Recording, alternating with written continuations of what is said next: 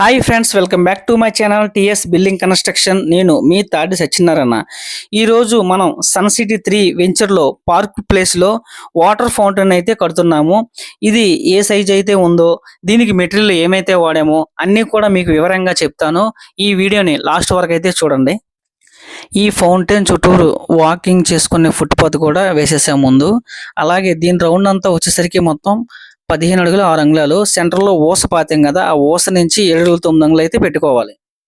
ఈ 15 అడుగుల తర్వాత చుట్టూరు కూడా దీనికి కూడా ఫుట్పాత్ లాగా 1 మీటర్ అయితే మనం పెట్టుకోవాలి. అంటే మీటర్ అంటే 3 అడుగుల దాకా పెట్టేసుకోవాలి. పెట్టుకున్న తర్వాత ఇటుకరాలు 2 ఇటుకరాల మందం చుట్టూరు కూడా పేర్చుకొని 40 మెట్లు అయితే అందులో వేసుకొని పొడేసి దింస శుభ్రంగా కొట్టేసుకొని, దీనికి వచ్చేసరికి ఐరన్ వచ్చేసరికి 10 అయితే మనం వాడాము. 10 వచ్చేసరికి 6x6 సైడ్ వాల్కి కూడా 10 అయితే నిల్చోబెట్టేసాము పైకి.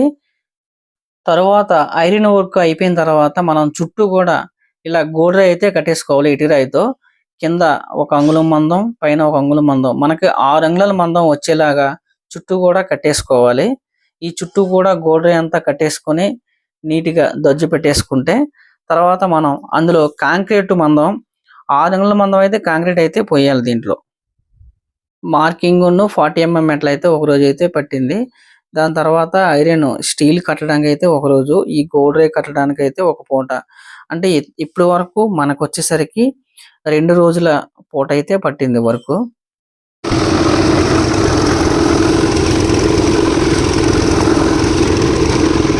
ఇసుక వచ్చేసరికి 5 గిన్నెలు, చిప్స్ 3/4 6 గిన్నెలు,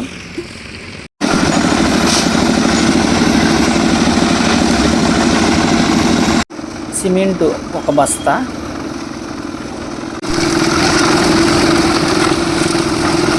ఈ కాంక్రీట్ వేసే ముందు 40 మీద పైప్తో వాటర్ అయితే ఫుల్గా పట్టేసుకోవాలి, లేదంటే ఆరిపోతుంటుంది కాంక్రీట్.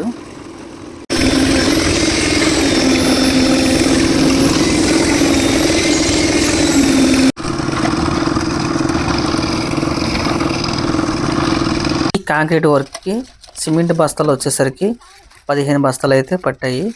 ఇప్పటికే 4 రోజులు అయితే పూర్తయింది వర్క్. తర్వాత 5వ రోజు వచ్చేసరికి లోపల పక్కన ఈ గోడ బయట పక్క కట్టాం కదా, దాని నుంచి చుట్టూరు కూడా ఇది కూడా 6 అంగుళాల మందమే పోయాలి. సైడ్ కూడా వాల్ కూడా 6 అంగుళాల మందం గీటి పెట్టి ఇచ్చేస్తే ఐరన్ మేస్లు వచ్చి దాన్ని ఐరన్ రాడ్లు లెవెల్ చేసుకొని బయట అయితే దీనికైతే మొత్తం చుట్టూరు 6 రింగ్ అయితే వేసుకోవాలి.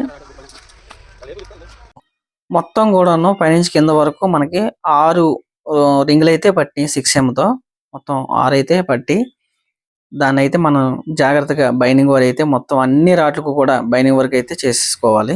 తర్వాత రోజు అంటే మనకి 5వ రోజు వచ్చేసరికి లోపల బయట కూడా మొత్తం గోడ అయితే కట్టేసుకోవాలి. మొత్తం పైకంటా కూడా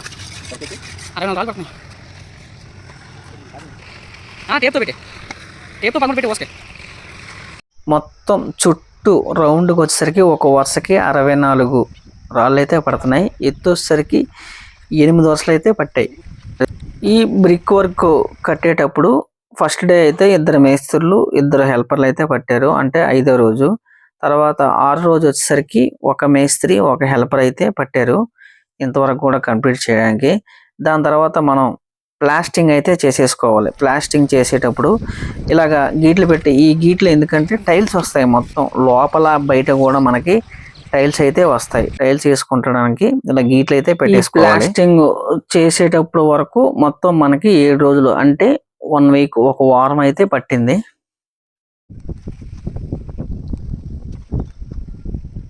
నెక్స్ట్ మనం దీంట్లో కాంక్రీట్ అయితే పోసేసుకోవాలి. సేమ్ లోపల ఏదైతే పాలు వేసామో 5, 6, 1 అలాగే ఈ లోపల కూడా అదే పాలతో కాంక్రీట్ అయితే మనం పోసేసుకోవాలి.